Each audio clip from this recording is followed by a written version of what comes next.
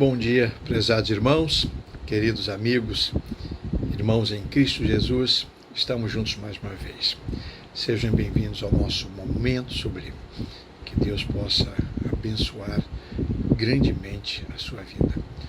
Ontem eu estava conversando com um casal, um jovem casal, muito jovens ainda, são pessoas que não pertencem à nossa igreja, residem numa outra cidade, mas estávamos participando de um momento muito especial para a família, e os jovens disseram para mim que assistem o Momento Sublime todos os dias, e que todos os dias chega para eles e que eles participam. Eu fiquei muito feliz porque são pessoas distantes, são pessoas que não pertencem à igreja, não têm nenhum compromisso comigo como pastor, né?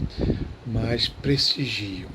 E eu creio que o fato de assistirem os vídeos é porque Deus está falando alguma coisa aos seus corações, porque não tem nada a ver comigo, né? Não tem nada a ver comigo. Eles não têm nenhum compromisso comigo como pastor, como ovelhas, mas eu creio que Deus tem abençoado os nossos momentos sublimes, e a minha oração é que isso continue. É por isso que eu continuo gravando esses vídeos e enviando a você. E o objetivo é exatamente alcançar o seu coração, e também que o nome do Senhor seja glorificado através deles. Hoje eu quero trazer para vocês, lá no livro de Atos dos Apóstolos, uma palavra muito importante sobre o discipulado cristão. Atos capítulo 11, versículo 26, diz assim: E sucedeu que todo um ano se reuniram naquela igreja e ensinaram muita gente. E em Antioquia foram os discípulos pela primeira vez chamados cristãos, né? Então nós temos aqui os discípulos obedecendo a ordem de Jesus Cristo, que os enviou a pregar o Evangelho a todo mundo, né? Sair da sua cidade, sair do seu país e se espalharem por todos os cantos da terra, levando a mensagem de salvação, a mensagem do Evangelho do Senhor Jesus Cristo. E esses discípulos estão obedecendo. E eles chegaram lá em Antioquia, né? E eles estão ali dando testemunho, pessoas estão se reunindo, pessoas que não eram de Israel, judeus, eram gentios, eram estrangeiros, e o Evangelho começou a tomar conta daqueles corações, e a igreja, né, foi se fortalecendo, foi crescendo, e os discípulos, diz o texto, que eles ficaram ali pelo menos um ano ensinando a palavra, né? Então, aqui fala sobre a importância de se estudar a palavra, de se ensinar a palavra. A igreja é necessária. As nossas reuniões no templo, no endereço em que a igreja está localizada, é muito importante para a gente estudar a Bíblia juntos. É por isso que a igreja tem escola bíblica, tem pequenos grupos, tem reuniões de crianças, de jovens, de adolescentes, de idosos, de adultos, reunião para estudar a palavra de Deus. E à medida que nós vamos aprendendo, vamos colocando em prática, a igreja vai se fortalecendo. E o nosso testemunho vai se tornando cada vez mais importante. E diz o texto que foi exatamente nesse contexto de igreja reunida, em que se ensinava a palavra, que os discípulos pela primeira vez foram chamados cristãos. Cristãos. Essa declaração é extraordinária. Ela é maravilhosa. Até então, os discípulos de Jesus Cristo eram discípulos de Jesus, alunos de Jesus, seguidores de Jesus, pessoas que obedeciam a Cristo, que pregavam o Evangelho de Cristo. Mas aqui eles recebem um apelido que os caracterizava muito bem, né? Eles foram tão bons discípulos de Jesus, tão bons e tão obedientes, que eles foram comparados a Cristo. A expressão cristãos é exatamente isso, um pequeno Cristo, um seguidor, um imitador de Cristo, como se fosse uma estatueta de Cristo, tá? Uma representação de Cristo. É isso que significa a palavra cristão.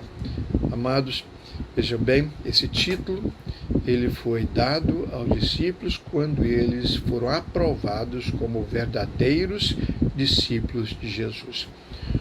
O tempo avançou, a igreja entrou na história, séculos se passaram e hoje quase grande parte da humanidade se considera cristãos. São cristãos. Cristãos nominais, cristãos ortodoxos, cristãos bíblicos, cristãos neotestamentários, e espíritas se consideram cristãos, católicos se consideram cristãos, pessoas de religiões matiz africana se consideram cristãs, e assim, todo mundo agora é cristão.